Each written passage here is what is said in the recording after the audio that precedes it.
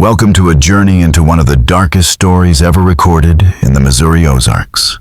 Before we dive in, share in the comments where you are listening from and the exact time you are tuning in, because it's always fascinating to know how and when these unsettling stories reach different corners of the world. The year was 1926. Spring had just started to soften the rugged hills of the Ozark Mountains, when the quiet folks of Tiny County began to notice something strange about the Caldwell farm just outside Hollister. The once beautiful white farmhouse, with its wide porch, was slipping into decay after a hard winter. The flower beds that Catherine Caldwell had always kept in bloom since her marriage in 1918 now sat overgrown, choked with weeds and the faded remains of last year's blossoms. Neighbors later told investigators they hadn't seen Catherine since late November of 1925, though her husband Thomas still made his weekly trips into town. Whenever asked, he explained she was staying with her sister in Springfield because she had been sick with consumption. For most people, that answer was enough. Winters were brutal in these hills, families often kept to themselves, and the Caldwells were known for their privacy, even in better times. But not everyone was convinced. Evelyn Porter, who ran the general store with her husband, later testified that Thomas seemed changed. His eyes darted, he never looked steady, and he had started buying large amounts of lye and carbolic acid, saying it was for cleaning the well. But who cleans a well in the middle of winter?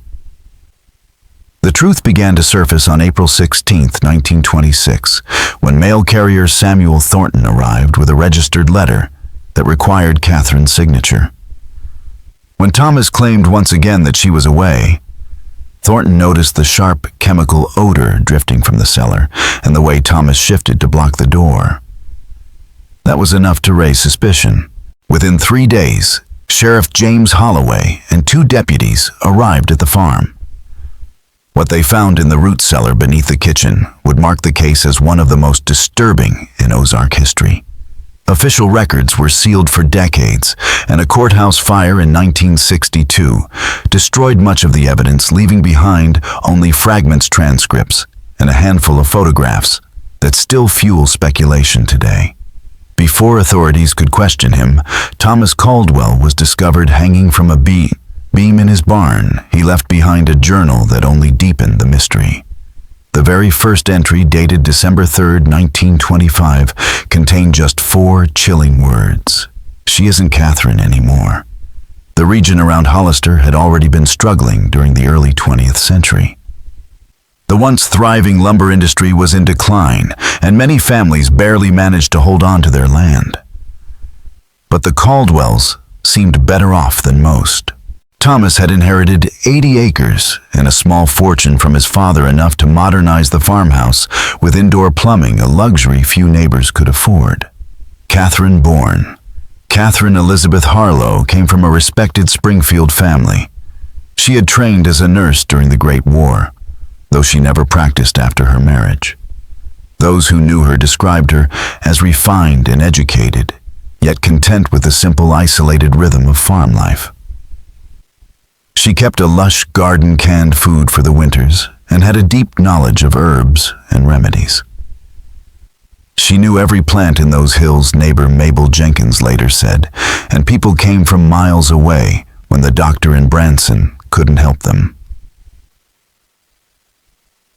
Catherine had a gift for curing ailments that almost seemed unnatural. And while her reputation made her a trusted figure in the community, it would later become central to the disturbing story that unfolded at the Caldwell farm. Outwardly, the marriage looked stable. Thomas was seen as a quiet, hard-working man who kept the farm running smoothly, while Catherine was the more approachable of the two, though she carried a reserve that some blamed on her strict upbringing and others on simple shyness. But behind that calm surface, something darker was brewing. After his death, Thomas's journal revealed a growing storm of resentment and paranoia. In one entry from October 1925, he wrote that Catherine had spent hours in the woods and returned with an empty basket but a dark stain on her apron. She claimed it was pawpaw fruit, but pawpaws weren't in season. The couple's childlessness seemed to gnaw at him as well, with repeated journal notes about her refusal or failure to give him an heir. By 1924, his frustration had hardened into suspicion. One passage read, "She speaks to something in the night. I hear her whispering through the wall in a voice that is not her own." The following summer, the region was hit with a severe drought, leaving many farms desperate. Strangely, the Caldwell land remained green and fertile. Their well never went dry, their garden flourished, and Thomas became convinced his wife's knowledge wasn't natural at all. He noted in August that the shed behind the smokehouse was always locked and that Catherine often slipped out there past midnight. Through the cracks he claimed to see light flickering and to hear sounds he described as neither animal nor human. When investigators later searched the shed, it was empty. Though the dirt floor looked recently disturbed, a detail critics say should have prompted a deeper search. As the year wore on, Thomas's writing grew more frantic. He claimed Catherine's eyes had changed color, that her voice had deepened, and that she went for days without food or sleep.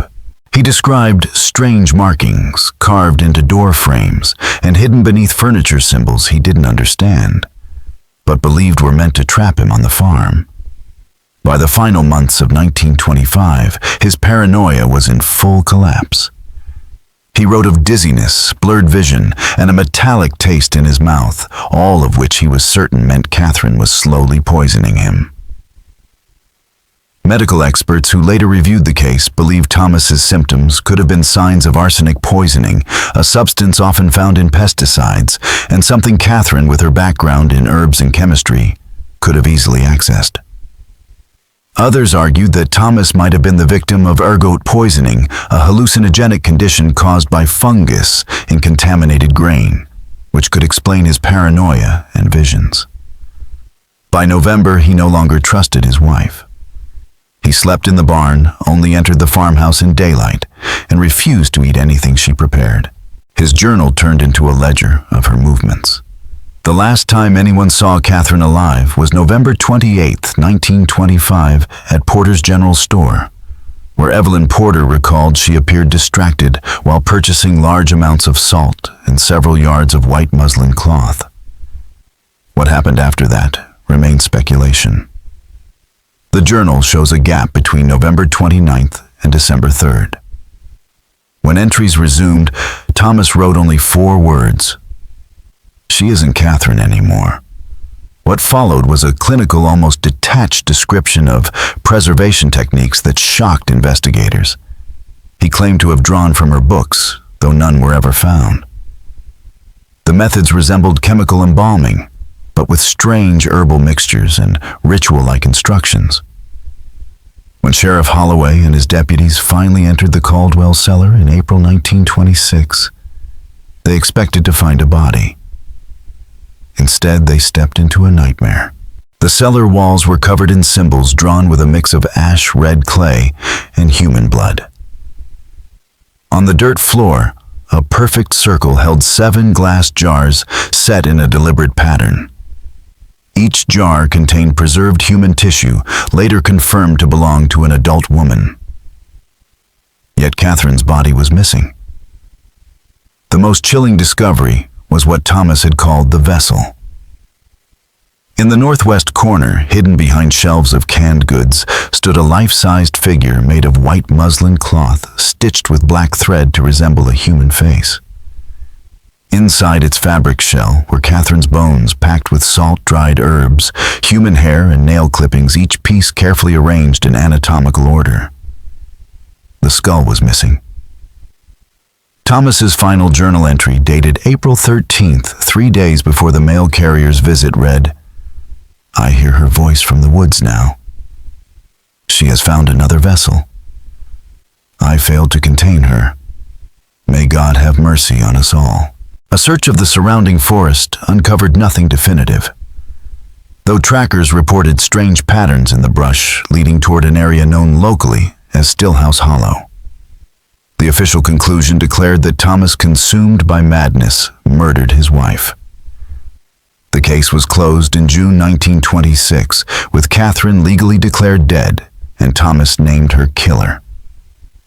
The farm was sold at auction, but over the years it changed owners again and again, each family leaving quickly, claiming the place was unhealthy, cursed, or simply wrong. The Caldwell case might have slipped into obscurity if not for Dr. Eleanor Marsh, a folklorist from the University of Missouri who began collecting Ozark traditions in the late 1950s. During her interviews about folk healing, she kept hearing stories of a mysterious woman who had lived near Hollister in the 1920s. The locals never called her Catherine Caldwell. Instead, she appeared in their memories as Aunt Kathy or the Lady of the Roots, a woman who seemed to possess an uncanny bond with the land.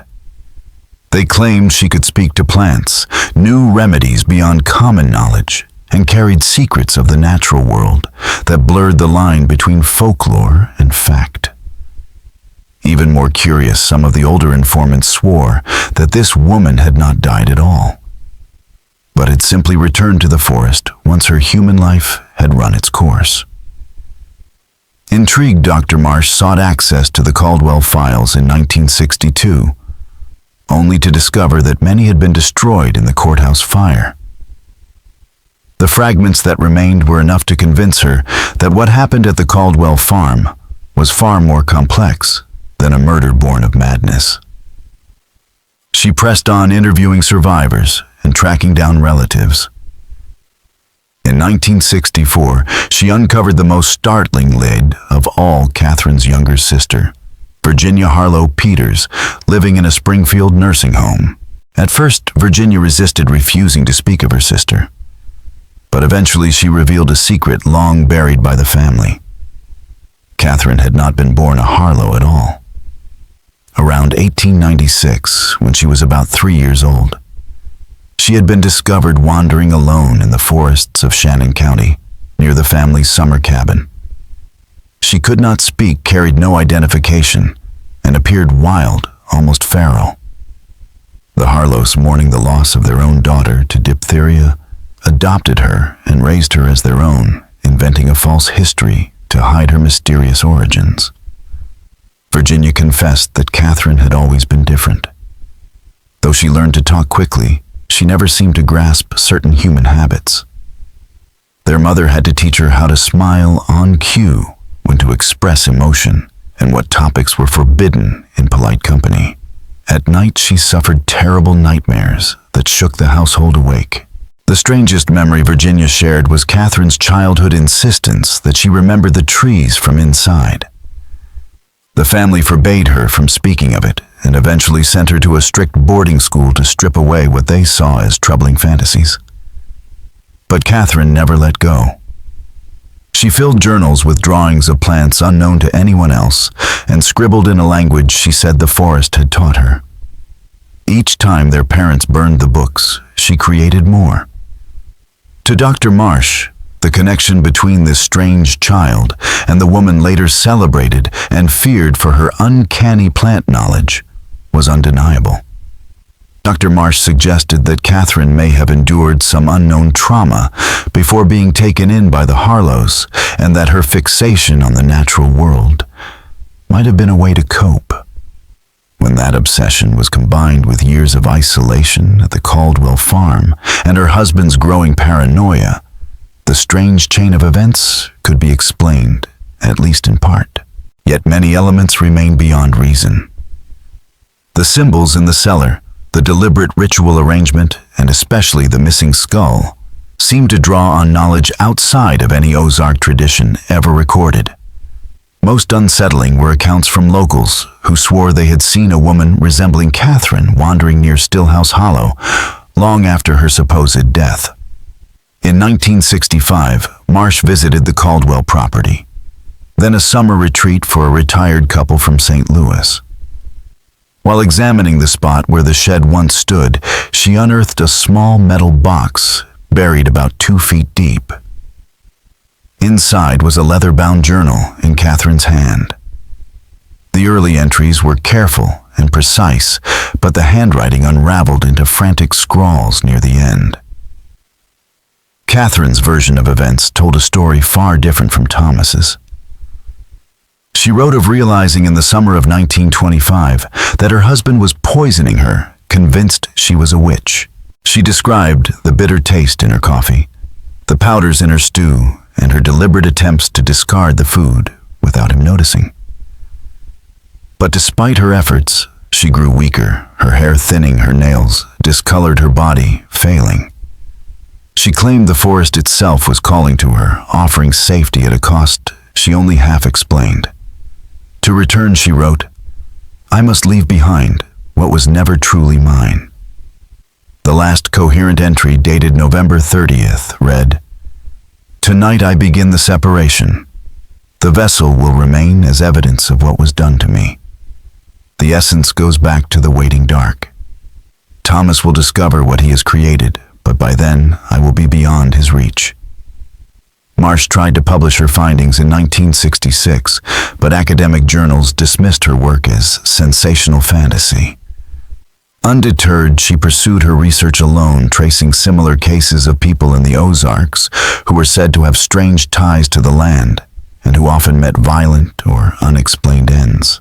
In 1968, while exploring near Stillhouse Hollow, Marsh vanished. Her car was found at a trailhead, her research neatly packed inside, but no trace of her was ever discovered. The official report claimed that Dr. Marsh had likely fallen into one of the countless sinkholes and caves scattered through the Ozarks, though no remains were ever found. Her notes, archived years later, contained a final haunting detail. In the margin beside an interview with an elderly man who swore he had seen a woman walking into Stillhouse Hollow on moonlit nights, Marsh had scribbled, "The eyes are wrong. Reflected light like an animal's changed color with the seasons." Possible connection to Thomas's journal. In 1969, the Caldwell files were formally sealed by state authorities, the official reason given as lack of investigative value and community sensitivity. But many suspected it had more to do with the disturbing implications of Marsh's research and her own unexplained disappearance. Over the decades, the Caldwell farm was swallowed back into the forest.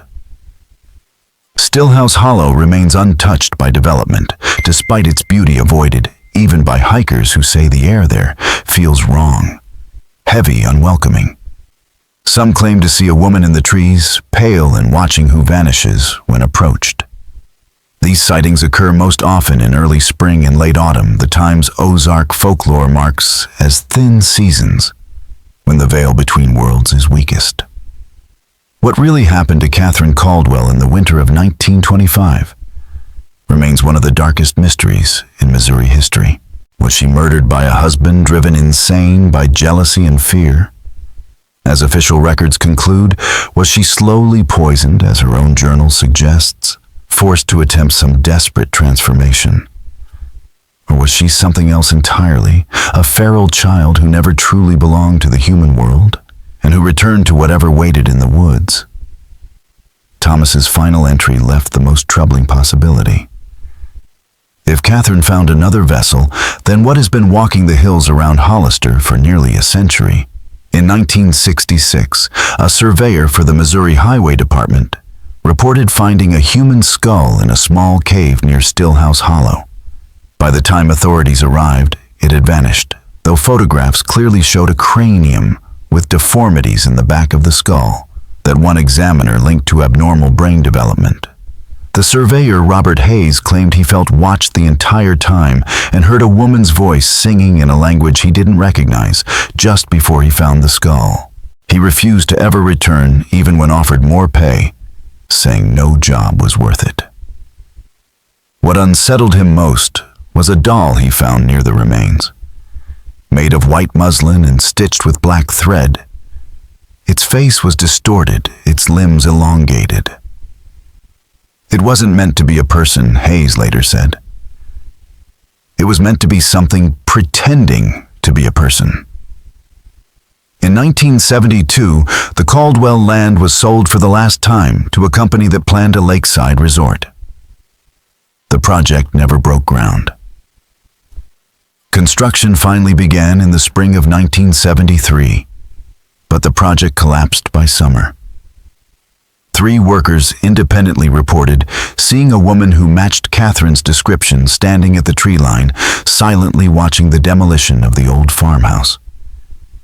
Each man quit within days, claiming an overwhelming sense of hostility radiated from the woods. The half-built resort was left to rot its foundations, swallowed by vegetation. In 1981, the land was folded into the Mark Twain National Forest, ensuring no further development would ever take place. Today, only the most determined hikers wander into the area, and no licensed guide will lead tours anywhere near the site. Those who do go and return with unsettling stories. Stone circles and twisted branch arrangements appear overnight, echoing the strange symbols described by Sheriff Holloway in 1926. Animals act unnaturally. Birds fall silent. Deer stare motionless from the tree line. Trail cameras fail without explanation or capture blurred images of a lone figure moving too quickly between the trees to be human.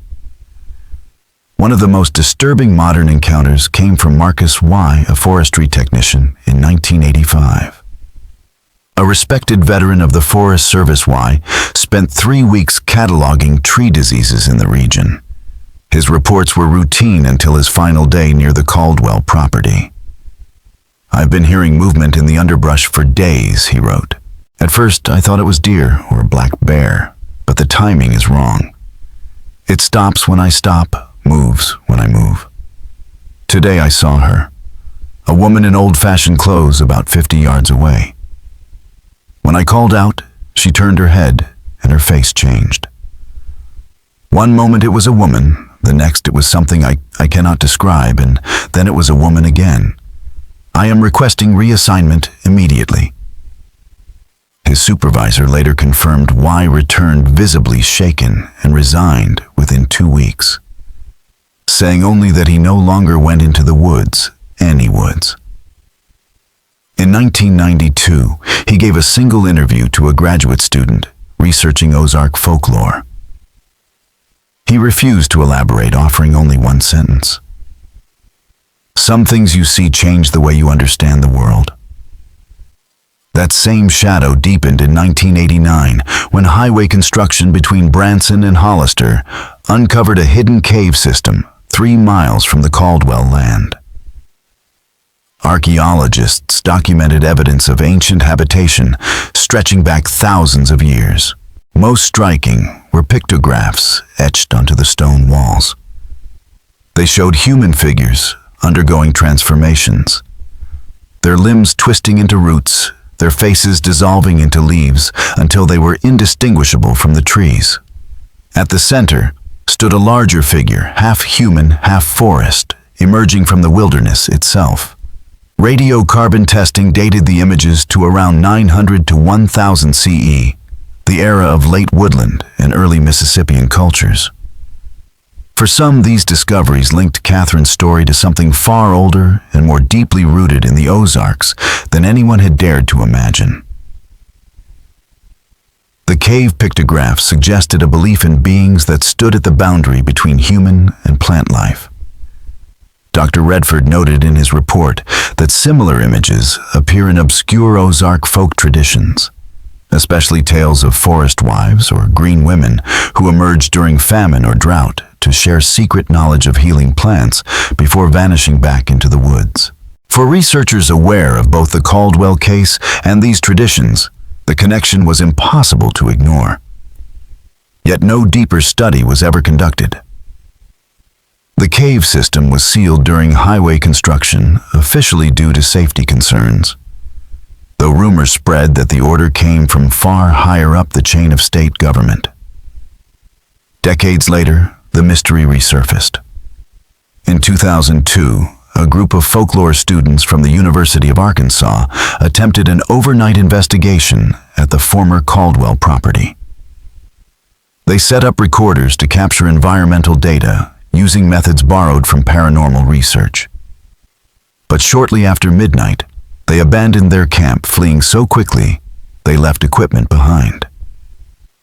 When questioned later, the students avoided details, admitting only to hearing voices that imitated human speech and movements that could not be explained by natural causes. One recording survived. For 3 hours, it captured only forest ambiance. Then, at 11:47 p.m., a woman's voice can be heard faintly at the edge of audibility, speaking in a warped form of Elizabethan English, interwoven with sounds unknown to any language. Near the end of the tape, footsteps approached the microphone, followed by a whispered phrase analysts later interpreted as still wearing borrowed skin, still remembering how to be still, watching what was mine. The recording ends with the crash of overturned equipment and the shouts of terrified students running for their lives. The incident left lasting scars.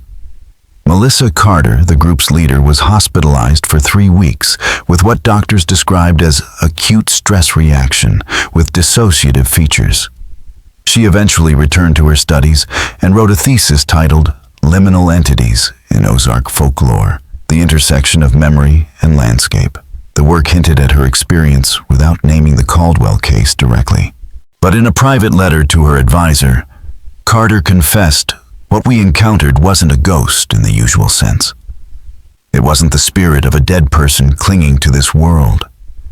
It was something that had worn human form like clothing and cast it aside when it was no longer useful. And it remembers us. That's the worst part. It remembers being human, and it watches us with something caught between curiosity and hunger.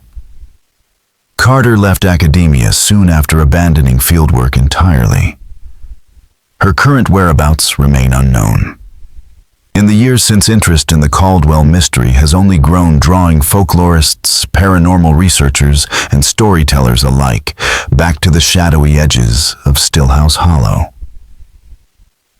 Most later investigations into the Caldwell mystery turned up little more than the same fragments of rumor and fear, and over time, local residents grew tired of outsiders asking about the woman in the woods. Few were willing to talk except for Walter Puit, a lifelong resident, whose family had been in the Ozarks since before the Civil War. In 2007, at the age of 93, he gave an interview to a local historian in which he claimed that stories about strange beings in the forests predated European settlement. His grandmother's grandmother had been Cherokee, and she spoke of the old ones who lived in the trees. Not spirits, Puit explained, but not human either. Something in between, capable of wearing different forms when it suited them. Most stayed deep in the wilderness, but every so often one would grow curious and try to live among people. It never ended well. The disguise always slipped, and once it did, trouble followed. When asked directly if Catherine Caldwell might have been one of these old ones, Puit neither confirmed nor denied. But he added, "My father knew Thomas Caldwell. He always said Thomas wasn't insane the way folks believed, frightened out of his mind. Yes, but not crazy. He saw something no man was meant to see, and it destroyed him." Puit died peacefully in his sleep just 3 weeks later. His grandson claimed his last words were, "She's standing outside the window. She looks just the same." In 2013, the Taney County Historical Society received an anonymous donation of Sheriff James Holloway's personal effects. Among them was a sealed envelope marked "Private to be destroyed upon my death," overlooked when his office was cleared after his passing in 1953. Inside was a single sheet of paper dated April 20th, 1926, one day after Thomas Caldwell's suicide. It read, "Found something today I can't put in the official report. At the edge of the woods by the Caldwell place is an old oak with a hollow large enough for a man to stand inside. In that hollow, I discovered what looked like a shed skin. Dry, colorless, in the shape of a woman. When I touched it, it crumbled to dust. I burned it and said every prayer I knew. I am sealing this case tomorrow. God help me if I've made the wrong choice. Some things aren't meant to be understood. Some things should be left alone. Skeptics doubted the authenticity of the document, but handwriting analysis by the Missouri State Archives confirmed it matched Holloway's writing from the period. The legend did not end there. In 2017, a wildlife photographer captured an image deep in the Ozarks. The photo showed a figure standing among the trees, partially obscured by leaves. What could be seen was unmistakable a woman with long dark hair and clothing that belonged to another century, staring straight toward the camera. When the photographer tried to approach the figure, it slipped back into the trees at what he later described as an impossible speed. Reviewing his shots from that day, he realized the same figure appeared again and again in the background of different frames, captured across a 3-mile radius within just 2 hours. Digital experts who examined the images noted strange anomalies. In every photograph where the figure appeared, the vegetation around it seemed distorted. Branches bent toward the figure, leaves twisted in unnatural directions, mirrors shifted ever so slightly compared to the same species elsewhere in the frame. Most disturbing of all was the change in the figure itself. In the first image, it looked unmistakably human. By the final photograph taken as dusk fell, the silhouette was warped, almost unrecognizable as human at all. The photographer, who has remained anonymous, admitted that what unsettled him most was not what he saw through the lens, but what he felt.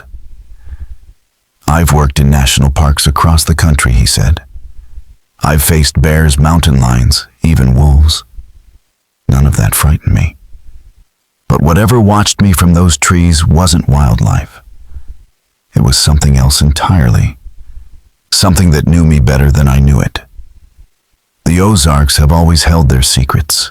Deep hollows, where daylight never fully penetrates, caves running miles beneath the hills, forests that have stood nearly unchanged for centuries. All are places where things outside the boundaries of our understanding could endure. The story of Catherine Caldwell may be only one thread in a far larger tapestry of encounters. Long before the Caldwells, the land around Hollister had a reputation.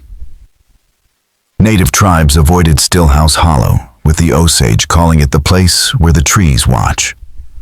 Early settlers told tales of hollow women, or forest brides, who appeared in times of famine, offering knowledge of plants and cures, then vanishing back into the wilderness, sometimes with a husband or a child who was never seen again.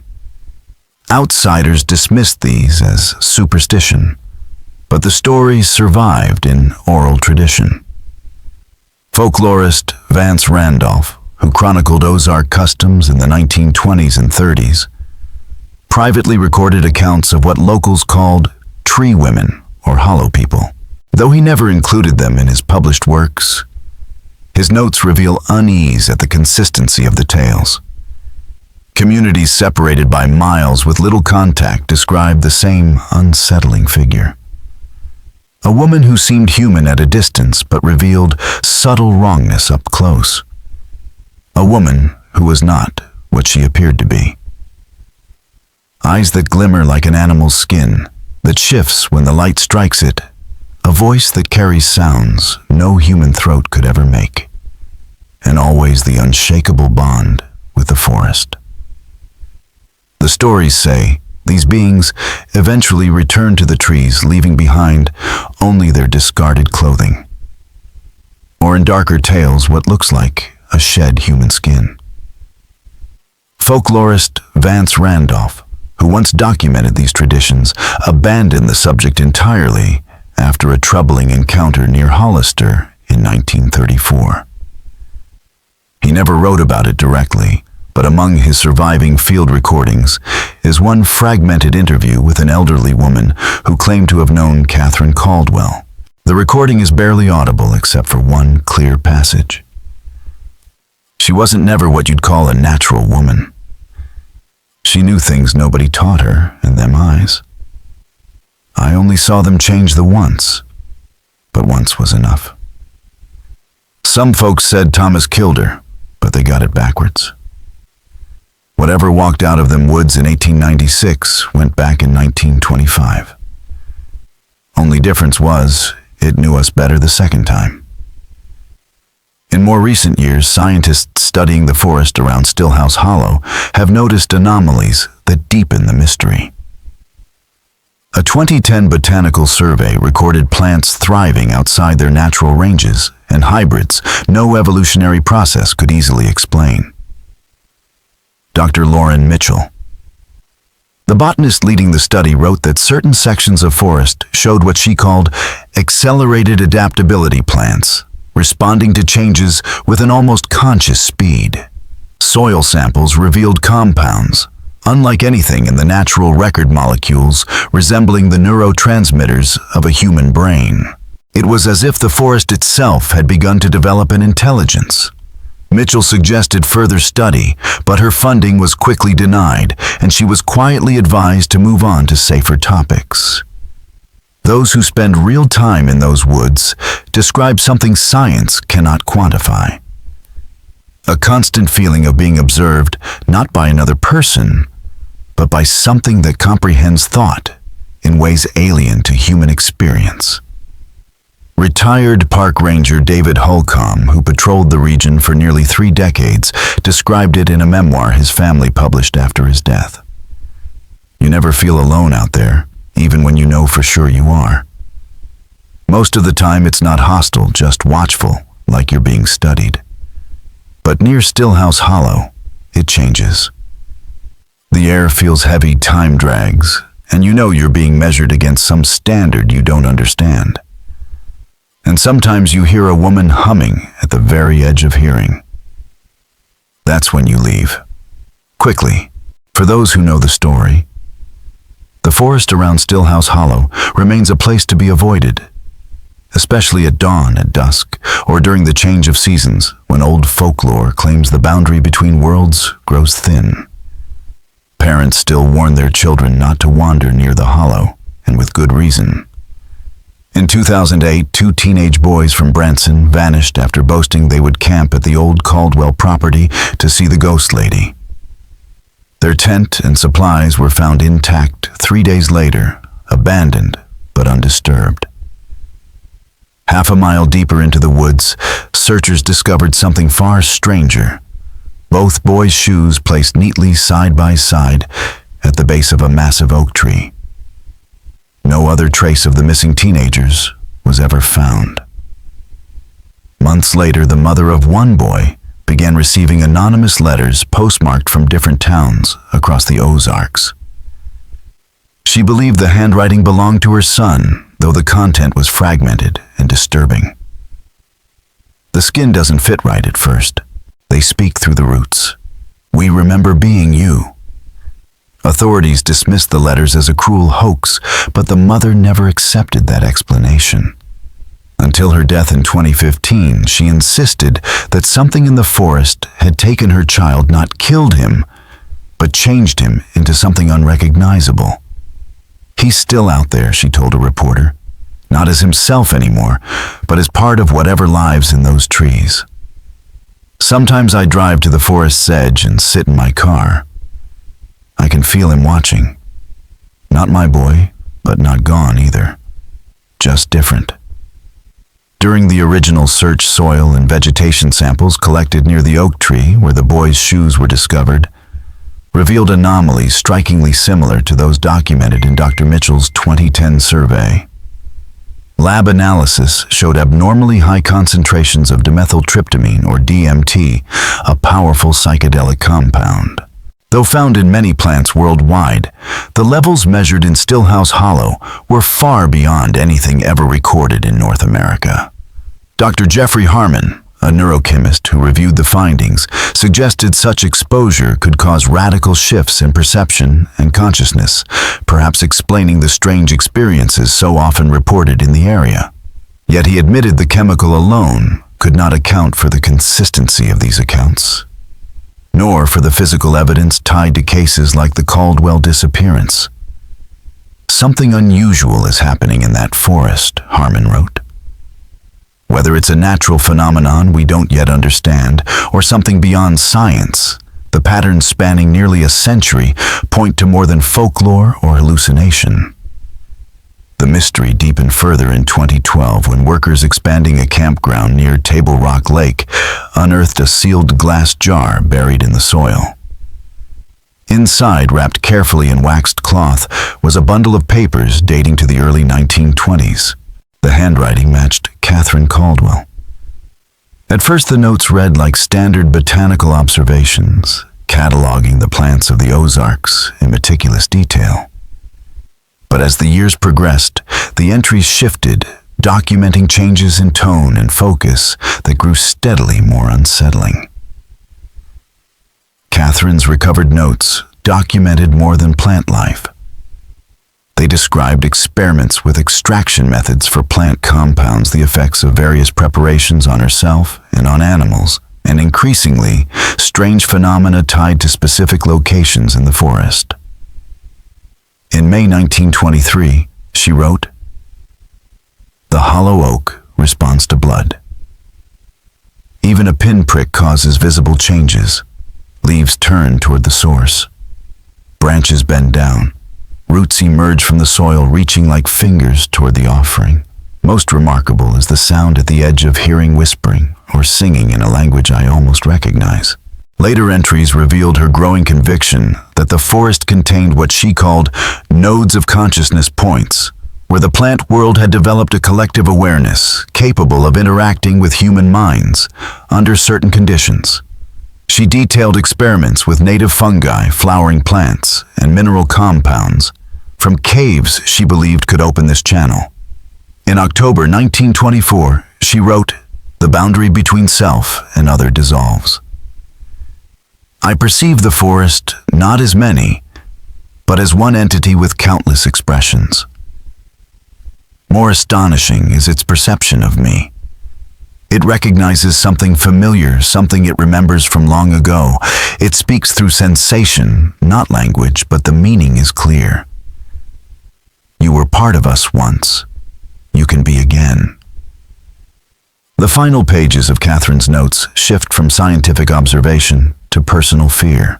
Unlike Thomas's journal, which painted her as alien and threatening, her own account shows a woman trapped between two worlds. The human life she had been raised to inhabit, and something older calling her back. In what appears to be her last entry, dated November 25, 1925, she wrote, "T believes I am practicing witchcraft. He doesn't understand that what happens in the forest is older than magic. It is simply another mode of existence that sometimes intersects with ours. I tried to show him the beauty in it, but he sees only threat. Last night I found poison in my tea. He watches me constantly, waiting for proof of his delusions. I cannot stay. The forest offers sanctuary, but the transition requires sacrifice. What was borrowed must be returned. What was human must be shed. Authenticating the documents proved difficult. Few confirmed samples of Catherine's handwriting survived, but paper and ink analysis placed them in the right period, and the level of botanical expertise matched her education and interests. What no one has explained is how the jar ended up buried miles from the Caldwell farm, or why these particular papers survived when so many others connected to the case were lost or destroyed. Some researchers believe Catherine herself may have hidden them before she disappeared, leaving a record of her experiences separate from what would later be found at the farm. Others have suggested a darker possibility, that whatever Catherine became after leaving the farm continued to shape events long after her human life had ended carefully, ensuring that fragments of her story surfaced just often enough to keep the mystery alive, while never revealing its whole truth. By 2015, the case had drawn the attention of true crime author Martin Blackwood, who began work on a book he called The Woman in the Woods, The Strange Case of Catherine Caldwell. Blackwood's early approach was skeptical and clinical. In his notes, he wrote that the most likely explanation was simple. Thomas Caldwell murdered his wife during a psychotic break and staged the cellar to fit his delusions. The missing skull and ritualistic arrangement were classic markers of a killer lost to madness. All the supernatural trappings came later, he argued.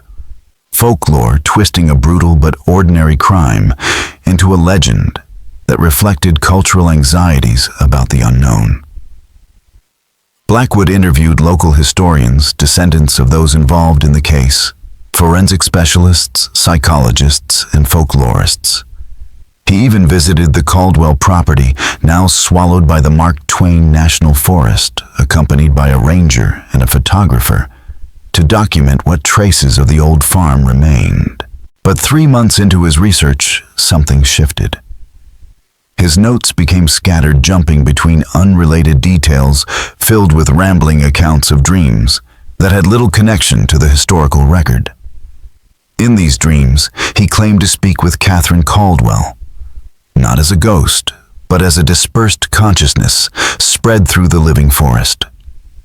He described her transformation as a process of dissolving the self, of merging with a collective awareness rooted in the trees, vines, and soil of the Ozarks. According to his transcriptions, Catherine told him that such entities had taken human form many times throughout history, inhabiting lost children or foundlings who were raised among people until the pull of the forest became too strong. The human form is limiting, but instructive, she said in his notes. We learn through it. We remember what it is to be contained, to perceive through narrow channels. When we return, we bring that knowledge back. It changes us. It changes the forest. Blackwood's publisher grew alarmed as his chapters strayed further from his proposal. Deadlines passed, submissions arrived fragmented and incoherent, and his tone shifted from detached to almost devotional. When pressed by phone, Blackwood insisted he was on the edge of a breakthrough and needed more time in the forest itself. His last communication came in an email sent at 3:17 a.m. on October 12, 2015. It contained only one line. She wasn't trying to become more like us. We were meant to become more like her. That was the last line of Martin Blackwood's final email. 3 days later, his rental car was discovered abandoned on a Forest Service road near Stillhouse Hollow.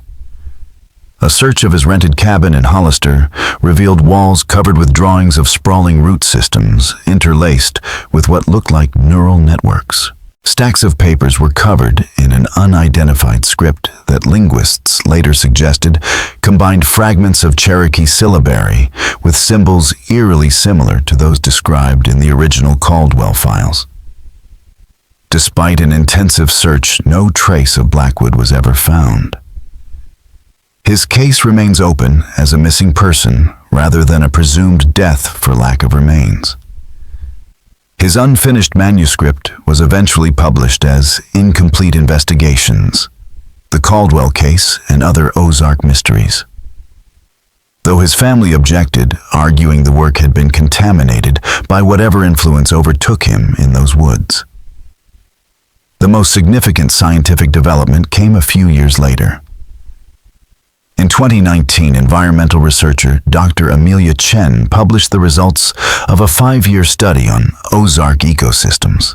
Using satellite data, ground sensors, and historical land use records, she documented what she termed communication networks among separate sections of forest. Changes in one area, such as stress responses in plant communities, were mirrored in distant areas without any physical connection.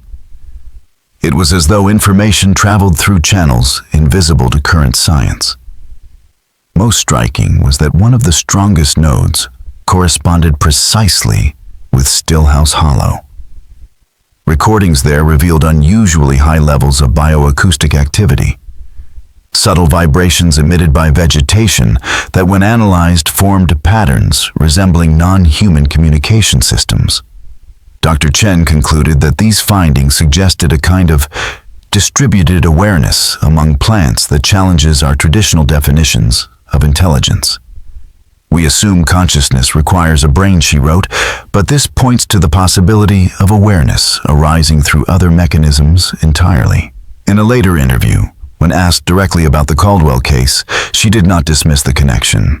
Science is only beginning to recognize forms of intelligence outside human models, she said. Could humans interact with such systems, or even become absorbed into them under the right circumstances? I wouldn't rule it out. The boundaries between life forms are more porous than we once believed. Viewed in this light, the recurring motif of transformation in the Caldwell story takes on new meaning. Thomas's claims that his wife was no longer herself. The cave pictographs showing human figures merging with trees, even Catherine's own notes about dissolving the boundary between self and forest, all hint at something fundamental, something older than folklore. And on certain nights in late autumn, when the forest is bare and the moonlight cuts deep between the trees, hikers still report hearing a woman's voice carried through the hollow. A song in a language no living person recognizes. A voice almost, but not quite human. In 2020, Margaret Ellison, a retired botanist who had studied plant communication at the University of Washington, relocated to Branson. Fascinated by the Caldwell mystery and Dr. Chen's research, she began regular trips to the edges of Stillhouse Hollow. Always careful to respect forest boundaries, she never ventured into restricted zones. But what she recorded during her visits added another layer to the puzzle. Over 18 months, Margaret Ellison documented patterns in the forest that defied ordinary explanation. She focused on what she called response areas, places where plants seemed to react to human presence in ways unrelated to light, heat, or carbon dioxide. In these zones, vegetation oriented toward visitors as if paying attention. She described a consistent sequence: first observation, then what felt like recognition, followed by either retreat or approach, depending on variables she couldn't identify. Drawing on her background in plant signaling, she began testing methods of interaction, using chemical compounds, sound frequencies, and physical contact. Her notes describe mounting success, culminating in what she called coherent exchanges responses that suggested meaningful information rather than random reactions. On April 16, 2022, the anniversary of the day Catherine Caldwell's disappearance was officially acknowledged. Ellison wrote that she had achieved a breakthrough. After applying a compound derived from human neural proteins to the soil around a specific oak and playing amplified recordings of human heartbeats through the ground, she experienced something unprecedented. The forest spoke back, she wrote, not in words or sounds, but in images forming directly in her mind. She saw a dark-haired woman in clothing from another era walking among the trees. The woman turned, and her face shifted between human and something else, not monstrous, but plant-like, difficult to describe. And in that moment, Ellison understood that she was seeing Catherine Caldwell, as she now existed neither fully human nor fully forest, but a bridge between the two. In later sessions, she claimed to have established ongoing communication with the entity, learning fragments of its history. According to her notes, what began as Catherine had merged with a consciousness that had existed in the Ozark forest for millennia, periodically taking human form to remember what individuality felt like and then returning to the collective. It's not malevolent, Ellison wrote in her final entry, only profoundly different. It perceives time, identity, and existence through an entirely different framework. What frightens us is simply the dissonance that happens when such different modes of being overlap. On May 30th, 2022, she disappeared during what her notes described as her most ambitious attempt at communication. Her car was found parked at a trailhead, her research materials neatly arranged inside. A single note on the passenger seat read, If I don't return, know that I went willingly. Some questions can only be answered by becoming part of what you seek to understand. Despite extensive searches, she was never found. Her journals were later published online by her daughter, but mainstream science dismissed them as the work of an aging mind influenced by local legend or early dementia. Yet those who read her notes closely point to their precision and to their consistency, with reports spanning nearly a century. If even a fraction of what she described is real, the Caldwell case is not just an unsolved disappearance, but a record of sustained contact with a form of intelligence that exists alongside humanity, perceiving reality through an entirely different lens. Official records say Catherine Caldwell was murdered by her husband in a fit of delusion. But in the Ozarks, official records have never captured the full reality of what waits in the shadowed spaces between towns. Some stories refuse to end. Some mysteries resist resolution. And some entities continue to walk the boundary between worlds long after their names have faded from human memory. Those who venture into the forests around Hollister would do well to remember that not everything wearing a human face was born to human form, and some vessels once emptied remain available for other occupants. In 2023, a team from the University of Missouri's Department of Anthropology began digitizing fragile records related to Ozark folklore, including materials tied to the Caldwell case. During this process, they uncovered a previously overlooked audio tape recorded by Dr. Eleanor Marsh shortly before her 1968 disappearance. Badly degraded, but partially restored with modern technology, it captured what appears to be Marsh's final field notes as she prepared to explore an area near Stillhouse Hollow. Her voice began clear and professional, but grew tense as the minutes passed. "Local guide refused to accompany me beyond this point," she stated. "Claims this section of forest has been wrong since before his grandfather's time. Path ahead shows unusual characteristics. Vegetation forms distinct corridors appearing deliberately maintained despite no evidence of human activity. Temperature has dropped 10 degrees, though I've descended only slightly in elevation." Behind her words, analysts heard normal forest sounds. Bird calls wind through leaves, but also anomalies that grew stronger as the recording continued.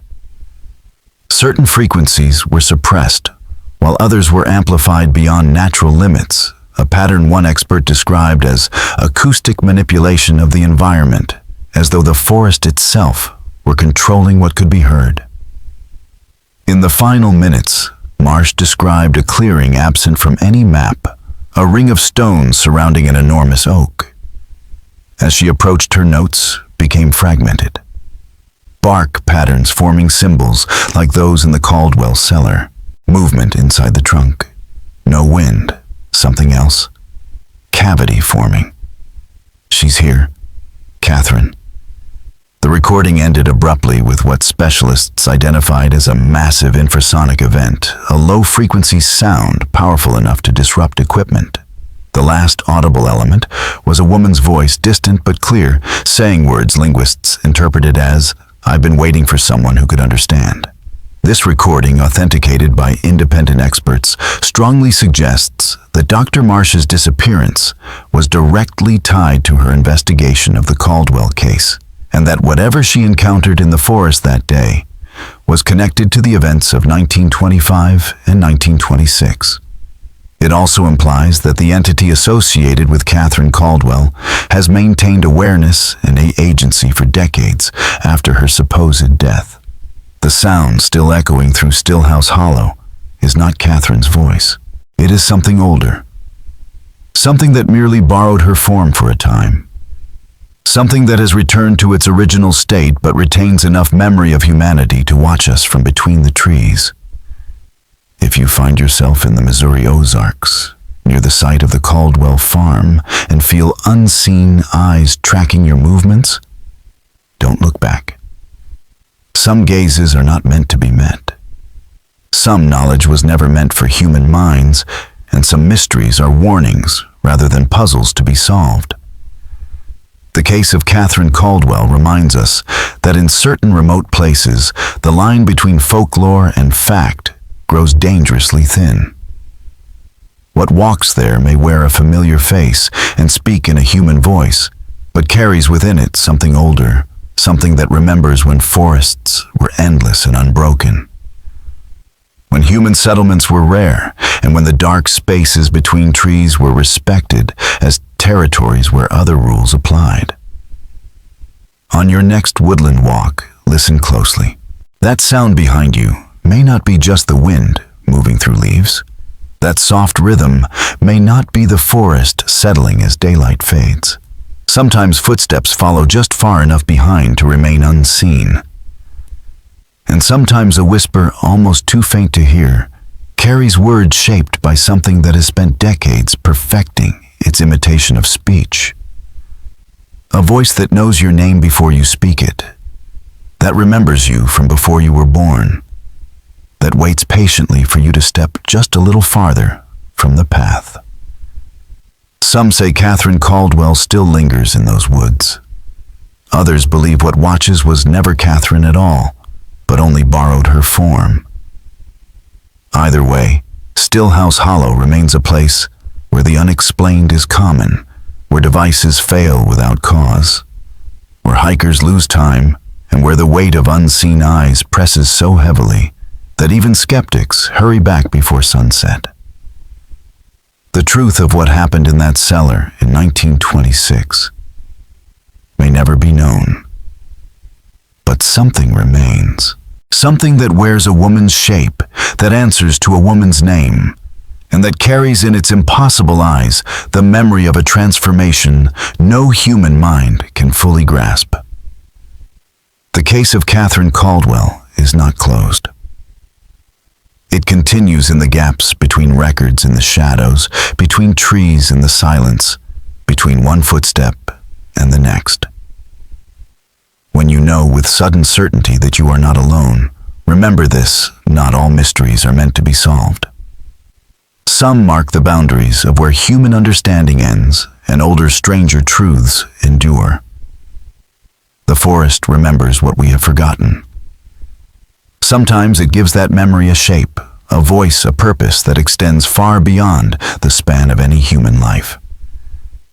In 1926, Catherine Caldwell may have returned to the forest, or perhaps the forest reclaimed what had always belonged to it. Either way, something still walks the wooded hollows of the Ozarks, wearing a face that was once human, watching, with eyes that never were. And it remembers everything.